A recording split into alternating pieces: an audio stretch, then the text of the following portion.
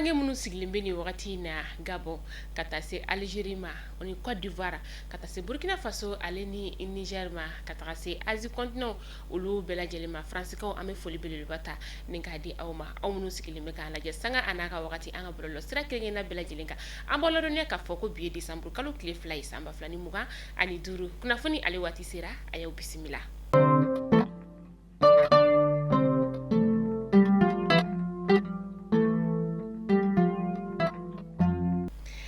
Kunnafoni daminɛ la bi fɛn min ye commission min bɛ yen nɔ ni ale ɲɛsinnen bɛ an ka jamana ni société minière cɛ kuma ɲɔgɔnyaw kɔni ma kunun tɛnɛ ni o bɛna décembre kalo tile fɔlɔ ma san 2025 u ye baara kuncɛw kɔni ni ka o da an ka cɛmancɛ fanga jamana ɲɛma ale ɲɛkɔrɔ ni o ye général d'armée Assimi Goïta ye baarada in yɛrɛ kɔni dakɔrɔ u ɲɛkɔrɔ sa o de ye a kɛra an ka ministres caman kɔni olu ɲɛna kɛrɛnkɛrɛn sa ministre min bɛ yen nɔ ni ale ɲɛsinnen bɛ musakako koɲɛ olu ma ni o ye monsieur Mamou Touré ye maa caman fana tun bɛ kɛnɛ ye ale kɔnɔna la a yirala an ka cɛmancɛ fanga jamana ɲɛmaa la k'a fɔ ko kumaɲɔgɔnya ninnu senfɛ sɛbɛnwari miliyari 760 ani kelen o de kɔni fɔra an ka laɲini min ye o de ye sɛbɛnwari miliyari 800 o de kɔni laɲinina fɛn min ye cakɛyɔrɔ minnu bɛ yen nɔ ni o ɲɛsinnen bɛ sanubɔ koɲɛw olu kɔni ma ni o ye société minière ye a code minière min ni a bɔra san 2023 o kɔnɔna la farankan kɔni o bɛna kɛ fo sɛbɛnwari miliyari 585 ni murumuru 7 kɔni o ye san o kɔnɔna la an ka cɛmancɛ fanga jamana ɲɛmaa ni o ye général d'armée Assimi Goïta ye a ye nin sɛbɛnfura in kɔni minɛna a bolo fila ye ka tila ka foli kɛ ni ka ɲɛsin baara ninnu kɛbaw olu ma ka sababuya kɛ baara kɔni ale kɛra ka ɲa.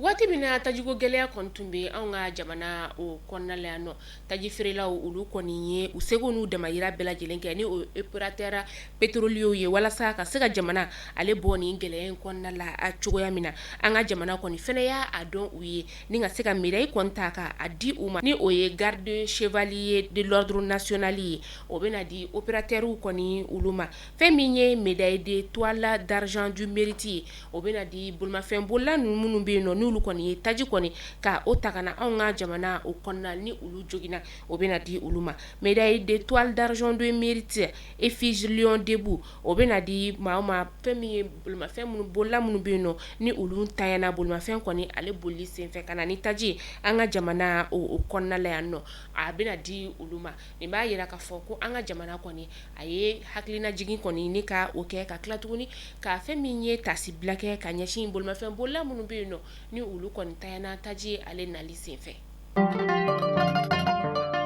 Bolimafɛn 19 de bɛ yen nɔ min n'a minɛna douane ma olu fɛ ka sababuya kɛ plaque kolon o de tun bɛ bolimafɛn ninnu olu la ka taa se carte grise kolon kɔni o fɛnɛ ma a maaw kɔni olu minɛna fɛn min ye maa minnu fɛnɛ kɔni bɛ yen n'olu bɛ baara kɛ ONT o la o maa dɔw fɛnɛ kɔni minɛna ni ka u di kiiritigilamaw olu ka bolo kan min ye ni pôle économique kɔni bɛ ka sɛgɛsɛgɛli baaraw ni ka olu kɛ walasa ka se ka ko tɔw ni ka olu dankɛnɛmaya laɲini yɛrɛ ye fɛn min ye o de ye maa minnu kɔni bɛ yen nɔ n'u kɛlen don ka nin waleya jugu ninnu kɔni ni ka a kɛ tɛgɛ bɛ se ka ta ka da olu ma o kan cogoya min na.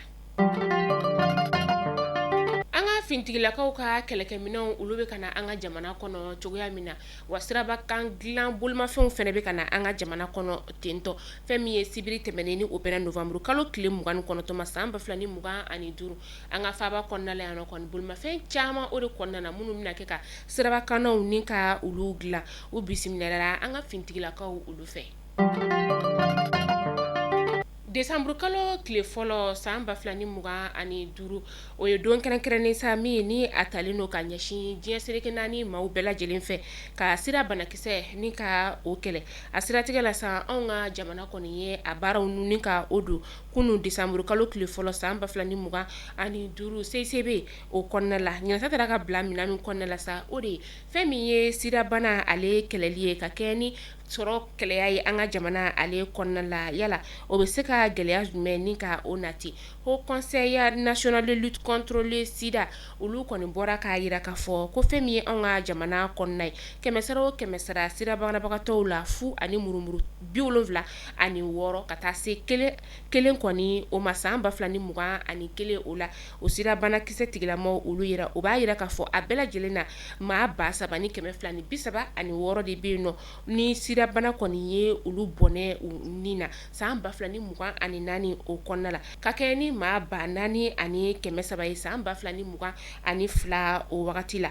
u tilala k'a yira fɛnɛ tun k'a fɔ ko sida bana kɔni ye jɔrɔnanko ye min ni a bɛ maa dɔw bɛ yen nɔ n'olu si bɛ hakɛya dɔ la a bɛ olu kɔni ni ka olu minɛ fɛn min ye san 2024 o kɔnɔna ye maa 4,300 de bɛ yen nɔ sida bana kɔni yera olu la ka kɛ ni maa 5,800 ye san 2022 o kɔnɔna la ka se ka sida bana ni ka ale kunbɛn denba minnu bɛ yen nɔ ni olu kɔni ye sida bana bila u denw na o bɛ taa se maa 4,361 de la fɛn min ye maa 2,003 ye olu de kɔni sera ka bila furakɛli o bolo ma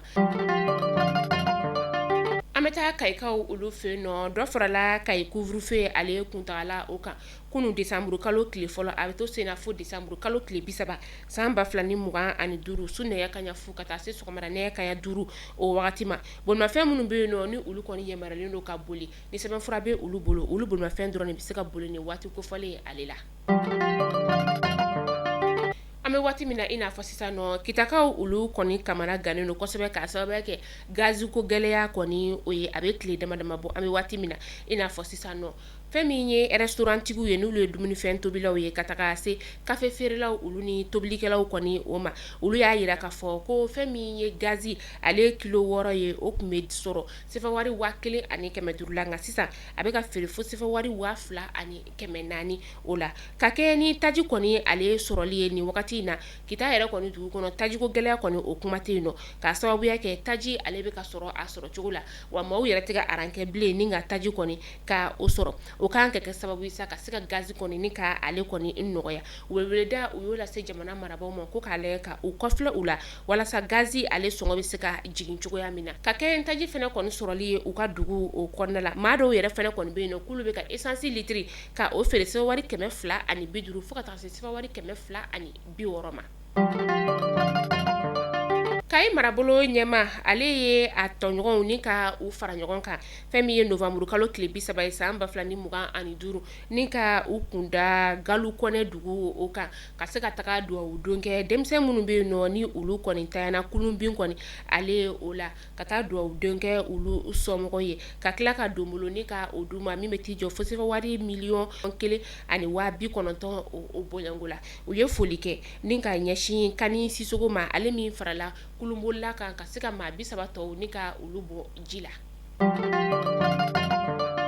an bɛ taa Nigeriakaw olu fɛ yen nɔ Nigeria kɔni ale y'a yira k'a fɔ ko a jɛra ni Fernando Diaz ka asile la politique kɔni o ye Fernando Diaz yɛrɛ kɔni ale tun ye cɛbɔ ye kalafili min ni a kɛra Guinée Bissau novembre kalo tile 23 o tɛmɛnen na min ni ani maa min kɔni tun kelen don ka u k'a da ɲɔgɔn na sa ni o y'u ka jamana ɲɛmaa kɔrɔ ye n'o ye Umaru Sisako Ambalo ye min ni ale ka fanga kɔni o dafirila tile dama dama kalafili kɔni o kɔfɛ Fernando Diaz ale y'a yira k'a fɔ k'ale kɔni de kɔni ye san sɔrɔ kalafili tɛmɛnen kɔni o la Ambalo kɔni ale ye nin coup d'état in kɔni ni ka ale labɛnni walasa ka se ka ko bɛɛ lajɛlen ni ka o ɲagami Guinée Bissau kaw olu fɛ yen nɔ CEDEAO maaw kɔni farala ɲɔgɔn kan kunun décembre kalo tile fɔlɔ ni ka u kunda Guinée Bissau kan nin waati in na CEDEAO kɔni ale ɲɛmaya bɛ Sierra Leone ka jamana ɲɛmaa de kɔni ale bolo ni o ye Julius Mabo Bio ye u selen Guinée Bissau jamana kɔni o kɔnɔna la sa u y'a yira maa minnu bɛ fanga la nin wagati in na k'a wajibɛlen don u kan u ka se ka kalafili min kɔni ni a kɛra novembre kalo tile 23 tɛmɛnen k'u ka kalafili jaabiw ni ka u bila u nɔ la ka jaabiw kɔni ni ka olu bɔ ani ka tila tuguni ka fanga segin fangatigi yɛrɛ kɔni o ma ko o wajibɛlen don u kan an bɛ waati min na i n'a fɔ sisan nɔ Faransikaw ka jamana ɲɛma ni o Emmanuel Macron ye kunu tɛnɛ ale kɔni Ukrainiens ka jamana ɲɛma ni o ye Volodymyr Zelensky ye ka ale bisimila u ka kuma ɲɔgɔnyaw kɔni olu kɔni kɛra ka kɛ ni nin wagati na gɛlɛya kɔni ale be fɛn min ye Ukraine na ani Russie jamana kɔni ni ɲɔgɔn cɛ hali n'a sɔrɔ États-Unis kɔni bɛ ka a ɲini nin wagati na ka se ka bɛn ni ka o nati ni jamana fila ni ɲɔgɔn cɛ. Kunnafoni kuncɛla an ta Camerounkaw ka jamana o kɔnɔna la u ka fanga sinamatɔ min bɛ yen nɔ ni o ye Anicette Egani ye ale kɔni tanyana k'a to kaso o kɔnɔna la kunnafoniya ye ale dira kunu sɔgɔmada joona a ka sɔrɔladonba kɔni o fɛ ni o ye Emmanuel Simichi Anit Ekana ale tun ye Mouvement Africain pour la Nouvelle Indépendance o ɲɛma ye a yirala ka fɔ a tanyana kunu tɛnɛn décembre kalo tile fɔlɔ. Mali kunnafoni jabarani lajɛbaw ni kunnafoni dama tun b'an bolo kɔrɔ bi ni k'a da kulo kan aw ni ce aw ka lamɛnliko ɲuman na aw k'an bɛn don n'a nataw la kunnafoni kuraw olu kɛnɛ kan.